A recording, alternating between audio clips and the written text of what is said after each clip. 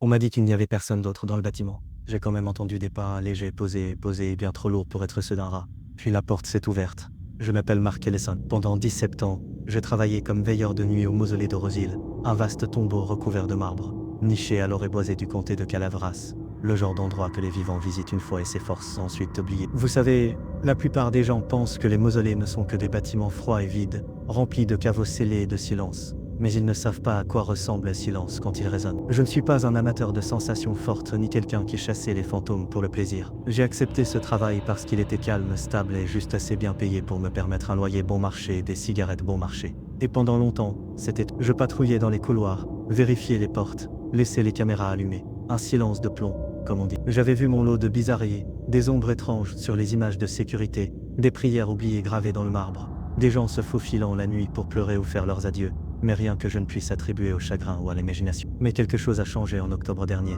Il y a un moment dans chaque histoire comme celle-ci, une ligne de démarcation qui divise votre vie en avant et après. Cette nuit-là, c'était le couteau. Je ne peux plus redevenir celle que j'étais. Je ne le reconnais même plus. L'homme qui riait des histoires de fantômes, qui pensait que les cimetières n'étaient que de jolis endroits où l'on pouvait prétendre que la mort était ordonnée et nette. Cet homme est mort dans ce mausolée. Je suis sorti, mais pas lui. L'histoire que je vais vous raconter ne se résume pas à ce qui s'est passé cette nuit-là. Elle raconte ce qui s'est réveillé à cet endroit, et ce qui ne s'est pas rendormi depuis. J'avais un rythme de nuit qui me berçait, me laissant croire que je comprenais les lieux. J'arrivais juste avant le coucher du soleil, toujours avec une thermos de café noir amer et ma vieille lampe torche, qui clignotait plus souvent qu'elle ne brillait. D'abord, je faisais le tour du périmètre, vérifiant la clôture, vérifiant que les serrures du portail tenaient. Puis j'entrais, franchissant les lourdes portes de laiton qui ne cessaient de grincer sur leurs gonds, quelle que soit la quantité d'huile utilisée. Le mausolée comportait 3 niveaux, 2 au-dessus du sol, un en dessous. J'étais censé parcourir les 3 niveaux toutes les 2 heures, consigner toute perturbation et signaler toute anomalie. La plupart du temps,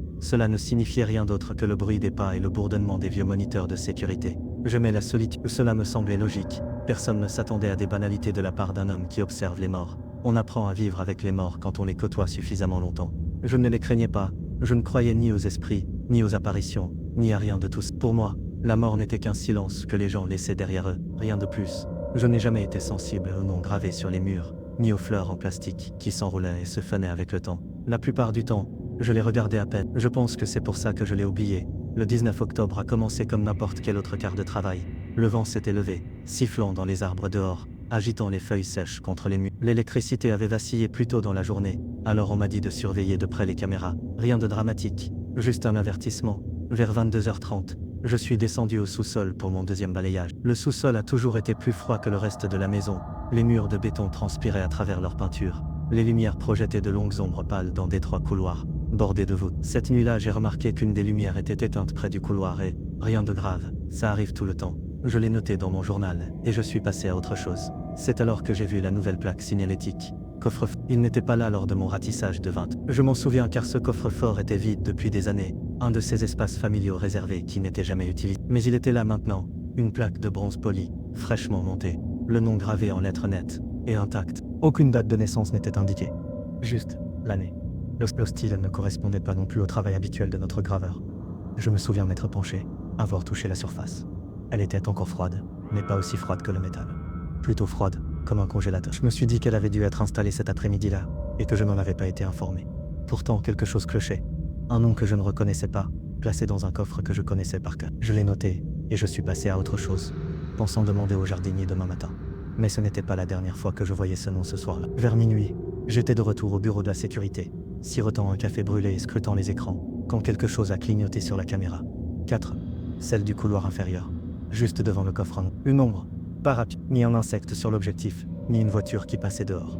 Elle était grande, de forme humaine, se déplaçant lentement dans le couloir, puis s'arrêtant juste hors champ, comme si elle observait quelque chose. Ou attendait. J'ai rembobiné, ralenti, mais ce n'était pas plus clair. Juste, voilà. J'ai essayé de passer à la caméra adjacente pour prendre un autre angle, mais celle-ci était statique. Écran mort. Tout allait bien plus tôt. Je sentais cette boule se nouer dans mon ventre, comme un nœud de glace qui se resserre. J'ai attrapé ma lampe de poche, et je suis descendu. J'étais à mi-chemin du sous-sol, lorsque j'ai réalisé que j'avais oublié ma radio. Le couloir était silencieux. La lumière cassée et vacillait encore au-dessus de ma tête, projetant des spasmes d'ombre le long des murs. J'ai tourné lentement au coin, le cœur battant plus fort que je ne voulais l'admettre. La brique à 3 était ouvert. Je me suis arrêté à mi-chemin. Je sais qu'il était scellé plus tôt. Je n'oublie pas ce genre de choses. Les portes de ces abris sont lourdes, verrouillées par des verrous et un panneau de verrouillage. Elles ne s'ouvrent pas comme ça. Et pourtant, la dalle était entr'ouverte. Juste une fissure, peut-être 5 cm de large, mais suffisante pour faire l'effet d'un cri dans ce ciel. Je ne m'approchais pas. Je me disais qu'il avait peut-être été laissé ouvert par erreur. Peut-être l'avait-il vraiment installé plus tôt dans la journée. Peut-être que quelqu'un avait oublié de le sécuriser. Mon esprit se mit à raisonner, à s'organiser. Mais mon corps n'y croyait pas. Il était froid, tendu, prêt à s'enfuir. Puis je l'entendis. Une voix, faible, une voix de femme. Pas d'écho, pas déformée comme l'acoustique habituelle là-bas. C'était comme si elle était juste au coin de la rue, en train de murmurer. Juste 2 mots. Tu es resté. Je me figeais. Tous les poils de mes bras se hérissèrent. Je me tournai lentement vers le bruit, mais il n'y eut rien. Pas d'ombre, pas de mouvement. Juste le sentiment de la lumière brisée, et cet éclat noir, et béant de la brique attendue. Je recule, je ne courus pas. Je le voulais, mais je ne le fis pas. Je sortis de ce couloir à reculons comme un homme sortant d'une cage contenant quelque chose de dangereux. J'ai atteint l'escalier, gravi 2 niveaux avant de me rendre compte que je tremblais, tellement que je ne pouvais plus tenir la lampe de poche. De retour au bureau, j'ai essayé de relancer le flux. Les 2 caméras du couloir inférieur étaient maintenant hors service. J'ai vérifié les journaux. Aucune nouvelle entrée, aucune livraison prévue. J'ai appelé la ligne des archives de nuit, mais ça a sonné, sonné, sonné. J'ai laissé un message. Inutile. Il était 2h11 du matin, lorsque j'ai entendu à nouveau le bruit. Mais cette fois, ce n'était pas les moniteurs. C'était dans le couloir devant mon bureau. Un bruit de pas léger. Un puis 2, puis 2, puis plus rien. Et puis l'odeur. Pas de pourriture, pas de moisissure. Quelque chose de plus doux, comme des roses, mais brûlé. L'odeur flottait sous la porte comme de la fumée. Je ne me souviens pas d'être resté debout. Je me suis juste retrouvé devant la porte, la main posée sur la poignée, à écouter le silence absolu. Quand j'ai enfin ouvert, le couloir était vide. Pas de traces de pas, pas de lumière éteinte. Rien. Juste une infime trace de cette odeur, persistante comme un souvenir. C'était la première nuit où Evelyn Carmon est apparue, mais pas la dernière. Je n'ai pas dormi le lendemain. Impossible. Je n'arrêtais pas de penser à ce nom, Evelyn Carmon, et à la façon dont le caveau s'était fissuré, comme si quelque chose à l'intérieur avait changé d'avis et ne voulait plus rester enterré. Je suis arrivé tôt pour mon service ce soir-là, le cœur battant déjà la chamade, un bloc-notes à la main comme s'il pouvait me protéger de ce que j'avais découvert. Je suis allé directement à la salle des archives, espérant quelque chose, n'importe quoi, qui expliquerait ce qui s'était passé. Il n'y avait rien, aucune animation prévue, aucune entrée pour le caveau catois, aucune commande de plaque nominative. Le dernier enregistrement de ce caveau datait de 5 ans, lorsque l'emplacement était encore réservé, et Evelyn Armand, absente.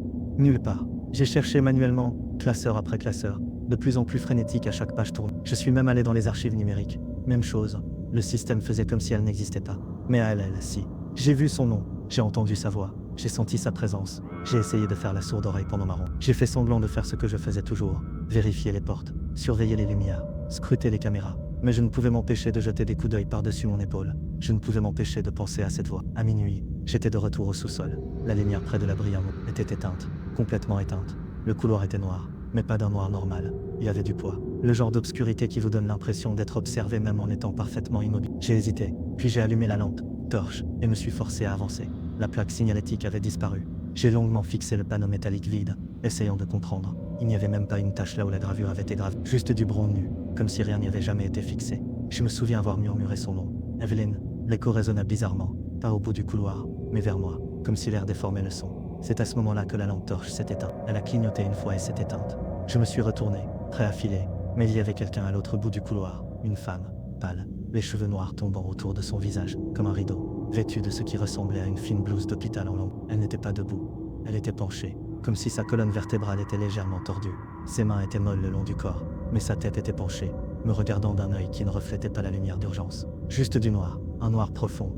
Elle a fait un pas en avant, et j'ai couru. Je ne me souviens pas d'avoir monté les escaliers. Je ne me souviens pas d'avoir ouvert la porte du bureau ni de l'avoir claqué derrière moi. Je me souviens seulement d'être assis, dans un coin de la salle de pause 1 heure plus tard, les genoux contre la poitrine, le cœur battant, comme s'il essayait de s'échapper. J'ai finalement lancé la vidéo de sécurité, pas la vidéo en direct, juste la lecture. J'ai remonté jusqu'à minuit. Le couloir était là, vide. Le coffre-fort était clairement marqué du nom d'Evelyn.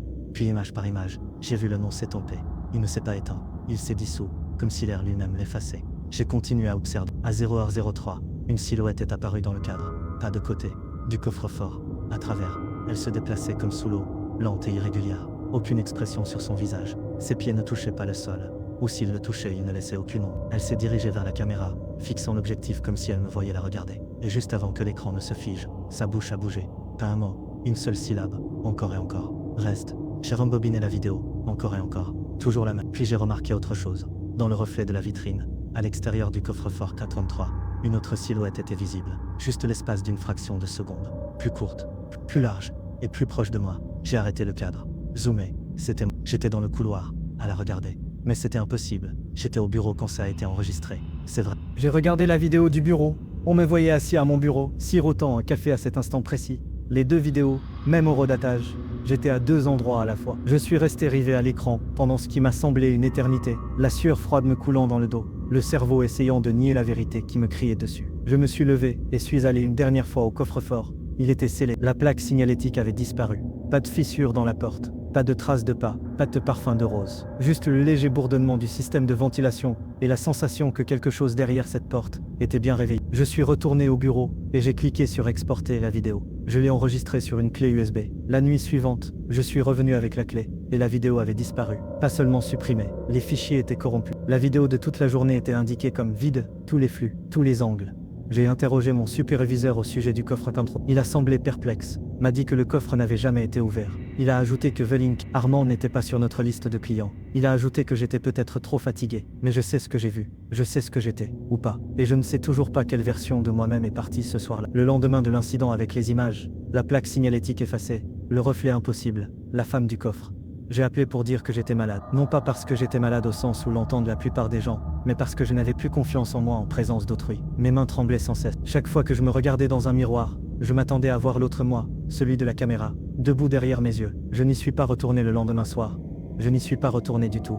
Je n'ai pas démissionné, pas officiellement. J'ai juste arrêté de venir. Je pensais que ce serait la fin, que je pouvais fermer cette porte, et qu'elle resterait fermée, comme l'abri K33. Mais le problème avec les portes, c'est qu'une fois ouvertes, elles n'oublient pas comment. Le mausolée a embauché un nouveau gardien dans la semaine. Un jeune homme, tout juste sorti du lycée, je crois. Il a tenu 4 nuits avant de partir en plein milieu de son service. Il n'a même pas verrouillé le portail. J'ai appris plus tard qu'il était parti sans portefeuille ni téléphone, qu'il était juste monté dans sa voiture et qu'il avait tout laissé derrière lui. Personne n'a eu de ses nouvelles depuis. 2 jours plus tard, le mausolée a fermé temporairement. Problème de personnel, disait l'avis, imprimé en lettres noires sur la porte d'entrée. Quelques semaines plus tard, l'avis avait disparu et le bâtiment a rouvert. Mais le sous-sol, il était scellé. Je le sais parce que j'ai essayé d'y retourner. J'y suis allé pendant la journée, faisant semblant d'être là pour présenter mes respects. Le personnel était différent. Nouveaux uniformes, visage inconnu, plus jeune, plus calme. J'ai posé une question sur le sous-sol. La réceptionniste m'a regardé en clignant des yeux et m'a dit « On n'utilise plus ce niveau ». Quand je lui ai demandé pourquoi, son visage a tressailli. Juste une seconde. Puis elle a dit « C'est en rénovation ». Et c'est détourné. Je n'y suis pas retourné depuis. Mais ça m'a suivi. Ça a commencé petit. Je voyais le nom Evelyne Armand, là où il ne devrait pas être, griffonné au dos d'un reçu, sur la tranche d'un livre de bibliothèque, dont le nom ne figurait pas dans le catalogue. Une fois sur un avis de recherche de personnes disparues agrafé à un lampadaire, même si la photo n'était pas la sienne. Je l'ai déchiré. Je n'ai pas pu m'en empêcher. Puis les rêves ont commencé. Je me retrouvais à nouveau dans le couloir du sous-sol, la lampe de poche éteinte, plongé dans ce froid surnaturel. Sauf que dans les rêves, je n'étais pas seul. Elle était toujours là, juste à la limite de la lumière, me regardant de ses yeux noirs et réfléchissant. Parfois elle murmurait, parfois elle criait, et parfois Dieu me vienne en aide. Elle pleurait. J'ai commencé à dormir la lumière allumée. Ça n'a servi à rien. Le pire, je ne pense pas qu'elle soit seulement dans mes rêves. J'ai commencé à remarquer de petites choses. Un léger coup sur le mur derrière mon lit. Une ombre traversant mon salon, alors que je sais que les stores sont fermés. L'ascenseur de mon immeuble qui s'arrête à mon étage toutes les nuits à 3h17, même sans que personne ne l'appelle. Je vis seul. J'ai déménagé dans un autre immeuble, autre ville, mêmes ombres. Je me suis dit que parler à quelqu'un pourrait peut-être m'aider. J'ai essayé de raconter à ma sœur ce qui s'était passé. Juste l'essentiel, pas les trucs bizarres. Mais elle m'a regardé comme si j'essayais de lui vendre une histoire de fantôme. Cette inquiétude polie que les gens ont quand ils pensent qu'on a perdu le contrôle. Le truc, c'est que je ne l'ai pas fait. Je me souviens de tout. Je me souviens de chaque seconde de cette nuit-là, jusqu'à la température de l'air, le goût du café dans ma bouche, le bruit précis de ses pieds nus sur le sol en béton. Je ne suis pas folle.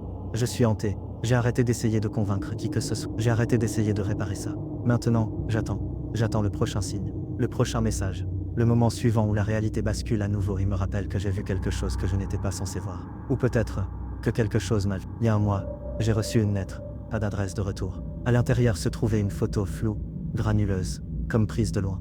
On me voyait entrer dans le mausolée. La date au dos était la même nuit que tout s'est passé, le 19 octobre. Mais voilà, j'étais déjà à l'intérieur à ce moment-là. Ce n'est pas la seule version de moi qui existe. Parfois, je me demande si je suis jamais sorti de cet endroit. Peut-être que le vrai moi est toujours là-bas, dans le noir, à murmurer à la porte du coffre attendant que quelqu'un revienne et l'ouvre à nouveau. Peut-être que la personne qui écrit ces lignes, celle qui se souvient, n'est que l'ombre qui en est sortie. Et si c'est vrai, alors qu'est-ce qui m'est arrivé d'autre? Je ne parle plus à beaucoup de gens. Ça fait longtemps. Mes rares amis se sont éloignés quand j'ai arrêté de les rappeler. Et ma sœur, Dieu la bénisse, m'envoie encore des cartes postales de temps en temps. Comme si elle essayait de me rappeler que j'étais autrefois une personne qui existait au grand jour. Je les accroche sur mon frigo et fais comme si elles n'étaient pas écrites à quelqu'un qui est déjà parti. Ma vie maintenant, elle est calme, trop calme. Je vis dans un T2 à la périphérie d'une ville qui ne pose pas de questions. Je travaille la nuit dans un entrepôt. Pas de gens, pas de clients, pas d'histoire. Juste des caisses, des chariots élévateurs, et le bourdonnement des néons. J'aime ça, pas de miroir, dans mon appartement. Je les cache ou les retire. Même les reflets dans les fenêtres me mettent mal à l'aise. Parce que de temps en temps, je la vois, pas complètement, plus comme avant. Juste des aperçus, une silhouette au bout d'un couloir sombre, un visage pâle derrière la porte vitrée d'une machine à laver dans la lave. Un jour, je l'ai surprise à m'observer de l'autre côté de la rue, la tête penchée dans ce même angle normal, comme si son cou n'avait jamais guéri depuis la mort. Quand j'ai cligné des yeux, elle avait disparu. Mais je sais ce que j'ai vu, et je crois qu'elle a pas de vengeance, pas de paix. Je ne crois plus qu'il s'agisse de tourner la page. Je crois qu'elle attend que je comprenne. Et la vérité, c'est que non. Je ne sais toujours pas qui était Evelyne Armand. Je ne sais pas pourquoi elle s'est montrée à moi, ni pourquoi elle m'a fait voir l'autre version de moi-même, celle qui n'aurait pas dû être là. J'ai cherché, mon Dieu, que j'ai cherché, des nécrologies, des dossiers d'hôpital, n'importe quoi, mais tous les chemins sont sans issue. C'est comme si elle n'avait jamais fait partie du monde que nous connaissons, ou comme si elle avait été effacée après que je l'ai vue. Et c'est peut-être ce qui m'effraie le plus. J'ai commencé à écrire, non pas pour trouver des réponses, mais pour me souvenir. Je garde un carnet sous mon lit, où je note chaque rêve, chaque bruit que j'entends la nuit, chaque fois que les lumières clignotent sans raison. C'est la seule façon de savoir que je ne perds pas le fil de la réalité. Parce que la réalité, elle est glissante maintenant. Elle se déforme quand je ne regarde pas. Parfois, je repense à cette nuit-là comme si c'était un test, comme si le mausolée, ou ce qu'il y avait à l'intérieur, m'observait pour voir ce que j'allais faire. Et j'ai échoué. Je suis resté. J'ai observé. J'ai écouté. C'est ce qui a ouvert la porte. Et une fois qu'on l'a laissée entrer, quelle qu'elle soit, on ne peut plus la refermer. J'en ai rencontré d'autres, depuis. Des gens discrets, des observateurs, des survivants. On ne parle pas ouvertement, mais il y a un regard, quelque chose dans les yeux. Comme si on avait tous vu derrière le rideau, et qu'on en revenait différents. Ils n'ont pas tous des histoires comme la mienne, mais le poids est le même. Ils ont été touchés par l'impossible, et maintenant ils sont hantés par la question que personne ne veut poser. Pourquoi moi? Pourquoi certains d'entre nous sont choisis pour voir les fissures, pour entrevoir ce qui se cache derrière les murs, pour entendre les murmures qui ne devraient pas atteindre les oreilles humaines? Je n'ai pas de réponse, je n'ai que ceci. Chaque fois que j'entends ce léger tapotement, sur le mur, à la fenêtre, parfois dans la porte de mon placard, je me fige, non pas parce que j'ai peur qu'elle me fasse du mal, mais parce que j'ai peur d'ouvrir la porte.